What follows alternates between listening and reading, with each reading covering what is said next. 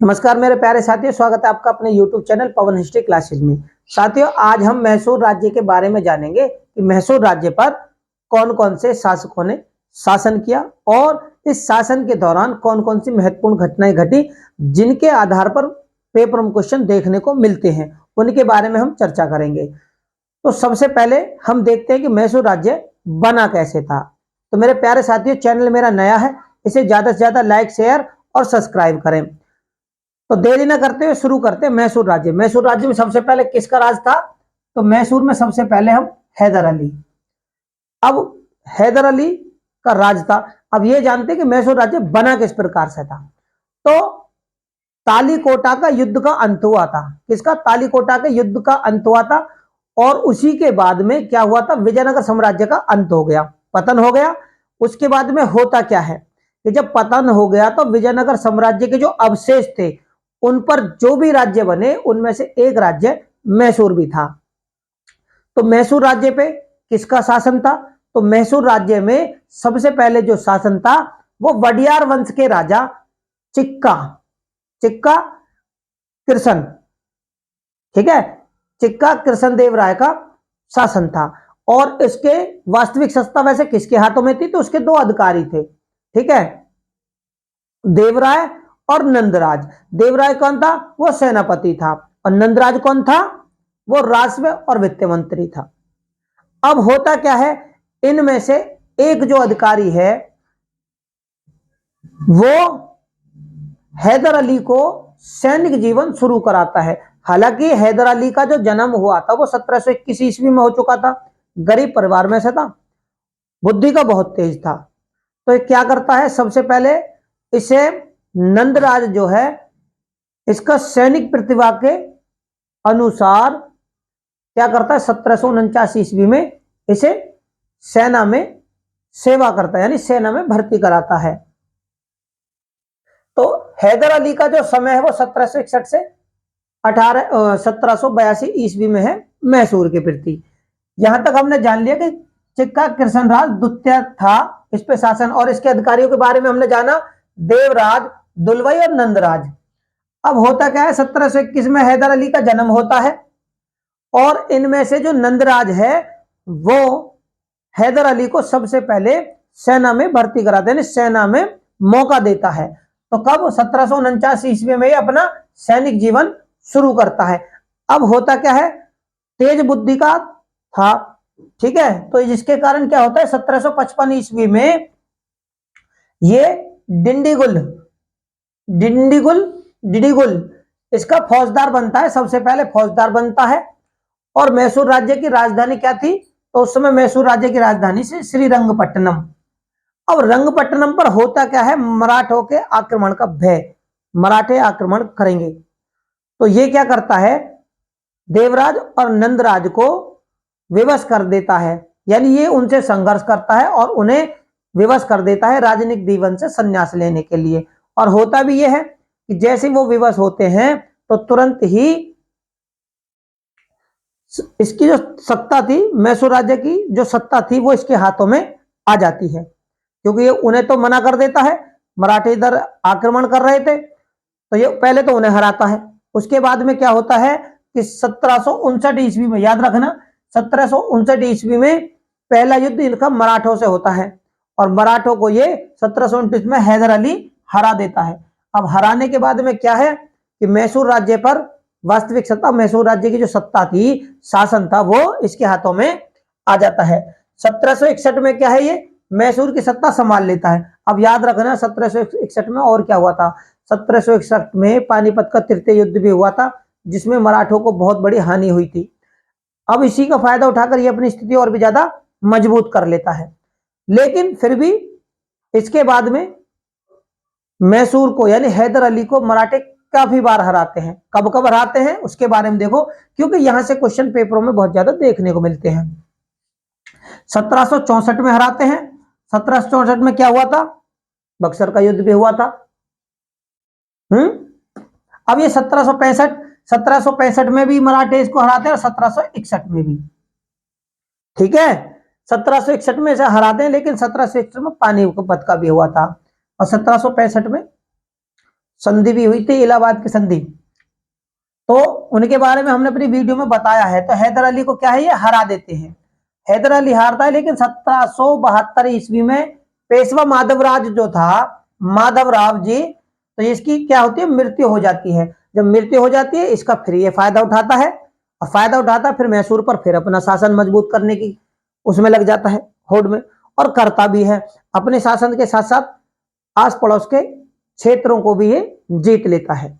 अब होता क्या है, जब ये जीत लेता है तो ये अपने नाम के सिक्के चलाता है। इसने कौन से सिक्के चलाए, तांबे और सोने के। यहां तक कि इसने चामुंडरी देवी, चामुंडा देवी का मंदिर था, उसके लिए इसने दान भी किया था। लेकिन इसने तांबे और सोने के सिक्के चलाए, और उन सिक्कों पर कौन सी आकृति थी, तो उन सिक्कों पर शिव, पार्वती और विष्णु की आकृति थी। ठीक है, यहां से क्वेश्चन देखने को बहुत ज्यादा मिलते हैं। अब होता क्या है, प्रथम, इसके समय में प्रथम अंग्रेज, आंगल यानी अंग्रेज, और मैसूर, मैसूर यानी हैदराबाद का या सॉरी मैसूर का शासक हैदर अली, इसका युद्ध होता है 1767 ईस्वी से और 1769 ईस्वी तक ये युद्ध चलता है। क्यों चलता है, सबसे मेन इंपॉर्टेंट चीज, यहां से क्वेश्चन क्या पूछे जाते हैं, एक तो किस किस के बीच में ये हुआ, और एक सन। सबसे पहले सन किसके बीच में हुआ, तो अंग्रेज और मैसूर के बीच में। अब इसमें हुआ किस प्रकार से था, तो इसमें होता क्या है कि ये अंग्रेज में स्मिथ थे, अंग्रेजों के क्या थे, जनरल स्मिथ, टीपू इसको हराता है। और जब इसको सॉरी टीपू नहीं सर, हैदर अली इसको हरा देता है, तो इसके बाद में अंग्रेजों के और हैदर के बीच में क्या होती है, 1769 ईस्वी में मद्रास की संधि, मद्रास की संधि होती है। और संधि के मुताबिक क्या है, जो इनके आपस के क्षेत्र थे वो आपस में लौटा दिए जाते हैं। अब दूसरा युद्ध, ठीक है, दूसरा युद्ध में क्या होता है, यहां पर बहुत देखो पेपरों में क्वेश्चन पूछे जाते हैं। दूसरे युद्ध में क्या होता है, दूसरा युद्ध होता है, तो दूसरा युद्ध क्या होता है, दूसरा आंग्ल मैसूर युद्ध कब होता है। भाई पहले में क्या हुआ था कि अंग्रेजों ने, निजाम और मराठों ने क्या करा था, एक गुट बना लिया था 1765 में ही। ठीक है, अब गुट बना लिया था, तो इसमें क्या होना था, युद्ध, इसमें मैसूर पर आक्रमण करना था इस गुट को। लेकिन इसने क्या करा, टीपू ने, इसने मराठों को अपनी तरफ कर लिया आधा क्षेत्र देकर, कि भाई मैं तुम्हें आधा कुछ क्षेत्र दे दूंगा, तुम मेरी तरफ आ जाओ। अब जब मराठे इनकी तरफ हो गए तो क्या हो गया, ये कमजोर पड़ गए, कमजोर पड़ गया, तो जनरल स्मिथ को इसने हरा दिया। और हराने के बाद में मद्रास के 5 मील तक का जो क्षेत्र था वो इसके अंदर में आ गया। जब अंडर में आ गया, इसके अधीन हो गया, तो फिर क्या है, मजबूरन अंग्रेजों को हैदर अली से क्या करनी पड़ी, मद्रास की रक्षात्मक संधि। अब रक्षात्मक मद्रास की संधि तो हो गई, इस संधि में क्या हुआ कि भाई अगर अब हम दोनों रहेंगे, और अगर तीसरी कोई शक्ति हम पर आक्रमण करेगी तो हम तीनों मिलकर उससे लड़ेंगे। ठीक है जी, ये हो गया। इसके बाद में दूसरा आंग्ल मैसूर युद्ध, यानी दूसरा अंग्रेज और मैसूर युद्ध कब होता है, 1780 में ये शुरू होता है और 1784 ईस्वी में खत्म होता है। अब इसमें होता क्या है, दूसरे युद्ध की जो महत्वपूर्ण विशेषता है वो ये कि अंग्रेज जो थे, फ्रांसीसियों ने क्या करा, फ्रांसीसियों ने आक्रमण कर दिया। फ्रांसीसियों ने सहयोग करा था अमेरिका का, अमेरिका पर अंग्रेजों के विरुद्ध। अब जब उस पर करा तो ये चीज उसे अंग्रेजों को बहुत गलत लगी। अब जब गलत लगी तो इन्होंने क्या करा, 1780 ईस्वी में ब्रैथवेट, क्या है इसका नाम, ब्रैथवेट, ब्रैथवेट को हराकर, हैदर अली ने ब्रैथवेट को हराकर अर्काट पर कब्जा कर लिया। ठीक है, अर्काट पर कब्जा कर लिया। और 1781 ईस्वी में, यहां समझने की बहुत जरूरी है अपने कि 1781 में आयरकूट ने, इस सर आयरकूट थे, इसने क्या है, पोर्टो नोवो, पोर्टो नोवो की लड़ाई में हैदर अली को हरा दिया। इसमें क्या है, पोर्टो नोवो की लड़ाई में हैदर अली को हरा दिया। हैदर अली को हराया। भैया हराया क्यों? क्योंकि हुआ ऐसे था कि फ्रांसीसियों ने अंग्रेजों के विरुद्ध भाई अमेरिका का सहयोग करा। ये चीज लगी इन्हें बहुत ज्यादा बुरी। तो इन्होंने क्या करा, 1780 ईस्वी में माहे पर अधिकार कर लिया अंग्रेजों ने। और भाई माहे पर अधिकार कर लिया। माहे किसके अंतर्गत था? मैसूर राज्य के नजदीक। अब मैसूर राज्य के नजदीक था तो अंग्रेजों ने क्या करा, निजाम और मराठों से पहले ही संधि कर ली। अब संधि कर ली कि भाई तीनों बराबर भागों में बांट लेंगे इसके राज्य को, हमारा सहयोग करो। तो होता भी यह है, जब उस पर आक्रमण संधि होगी, यानी इन पे तो संधि होगी और माहे पर अधिकार कर, जब माहे पर अधिकार तो 1780 में ब्रैडवेट को हराकर आर्काट पर हैदर अली कब्जा कर लेता है। लेकिन 81 में क्या है, आयरकूट जो है, सर आयरकूट, ये पोंटोनोवो की लड़ाई में हैदर अली को हरा देता है। और हैदर अली के हारने के बाद में क्या है, 1882 ईस्वी में हैदर अली की मृत्यु हो जाती है। भाई यहां से भी क्वेश्चन पेपरों में बहुत ज्यादा देखने को मिलता है। अब उस समय क्या था, इसके बाद में शासन संभालता है इसका पुत्र टीपू। और उसने क्या है, उसने और भी कोई उपाधि नहीं ली, सीधी सुल्तान की उपाधि ली, इसलिए उसे टीपू सुल्तान कहा जाता है। ठीक है। टीपू सुल्तान ने के समय में मद्रास का गवर्नर कौन था? तो मेगाटनी। मेगाटनी उस समय क्या था, गवर्नर था। इसकी मध्यस्थता के कारण, क्या, मेगाटनी के कहने से यानी मध्यस्थता निभाने पर होता क्या है, 1784 ईस्वी में मंगलौर की संधि होती है। किसके बीच में होती है? अंग्रेजों के और टीपू सुल्तान के बीच में। क्योंकि 82 में तो भैया हैदर अली मर गए और 82 में इधर क्या है, ये युद्ध छिड़ा हुआ था दूसरा। ठीक है। आधे युद्ध तक हैदर अली थे और आधे युद्ध के बाद में टीपू सुल्तान। ठीक है ना। उसके बीच में मंगलौर की संधि हो गई और इनके जो भी क्षेत्र थे वापस एक दूसरे पर लौटा दिए जाते हैं। अब इसके बाद में क्या होता है, तीसरा आंग्ल मैसूर युद्ध क्यों हुआ, यहां से समझने की बात है। तीसरा आंग्ल मैसूर युद्ध क्यों हुआ? तो 1790 में और 1792 ईस्वी तक ये युद्ध चलता है। इसमें क्या है कि जो कॉर्नवालिस थे,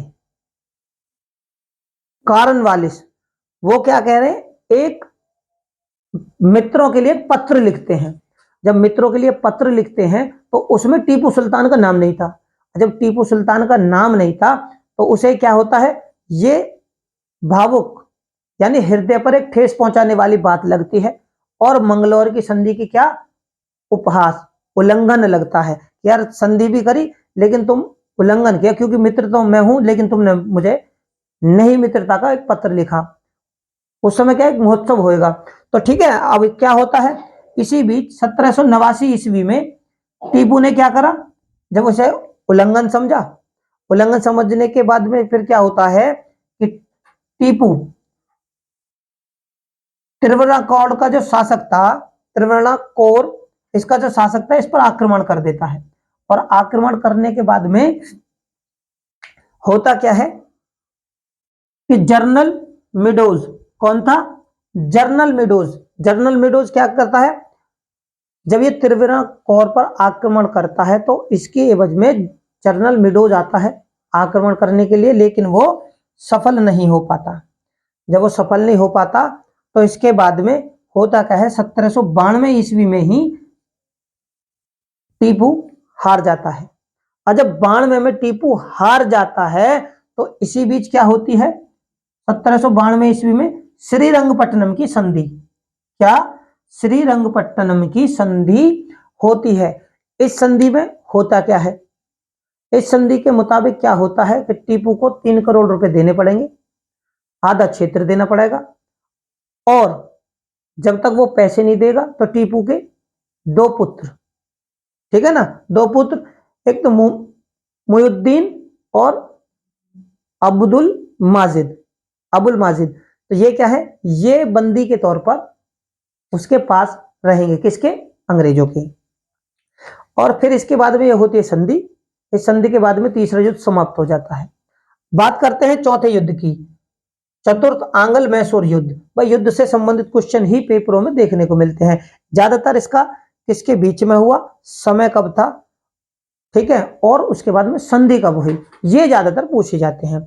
1799 की घटना है कि कर्नल जो थे स्टुअर्ड, इसने श्रीरंगपट्टनम पर आक्रमण किया। ठीक है, श्रीरंगपट्टनम पर जब आक्रमण करते हैं और उसके सामने, टीपू के सामने रखते हैं सहायक संधि का प्रस्ताव, सहायक संधि का प्रस्ताव रखते हैं, लेकिन टीपू सहायक संधि को नहीं मानता और नहीं मानने के कारण क्या है, श्रीरंगपट्टनम के किले पर ही लड़ता हुआ टीपू मारा जाता है। टीपू के मरने के बाद में अंग्रेजों का अधिकार हो जाता है। फिर अंग्रेज क्या करते हैं, वाडियार वंश के 5 वर्षीय एक बालक को, ठीक है ना, वाडियार वंश का 5 वर्षीय बालक कृष्णराज तृतीय, उसको शासन सौंप देते हैं। शासन सौंपने के बाद में होता क्या है, 1831 में विलियम बेट्रिक, 1831 में विलियम बेट्रिक क्या कुप्रशासन, कुप्रशासन का आरोप लगाकर इसको अपने यानी ब्रिटिश राज्य में से शामिल कर लेते हैं। लेकिन 1881 ईस्वी में रिपन जो है, रिपन उसे पुनः प्रशासन को सौंपते हैं वाडियार वंश के राज्य को, राजाओं को ही। लेकिन फिर भी जो कॉर्नवालिस थे उस समय, वो क्या करते हैं, इसे अपने ही क्षेत्र में मिलाने की कोशिश करते हैं। रिपन बल्कि 1881 में उल्टा करते हैं, लेकिन बाद में इसे अंग्रेजों के द्वारा ब्रिटिश राज्य में ही मिला लिया जाता है। तो मेरे प्यारे साथियों, उम्मीद करता हूं आपको मैसूर राज्य के 2 शासक हैदर अली और टीपू सुल्तानों के बारे में भी, और उनके समय में जो मैसूर अंग्रेज युद्ध हुए थे उनके बारे में विस्तार से जानकारी मिली होगी। तो मेरे प्यारे साथियों, चैनल मेरा नया है, इसे ज्यादा से ज्यादा लाइक, शेयर और सब्सक्राइब करें। डिस्क्रिप्शन बॉक्स में लिंक दिया हुआ है, वहां पर जाकर आप हमारी सारी वीडियो को देख सकते हैं। धन्यवाद।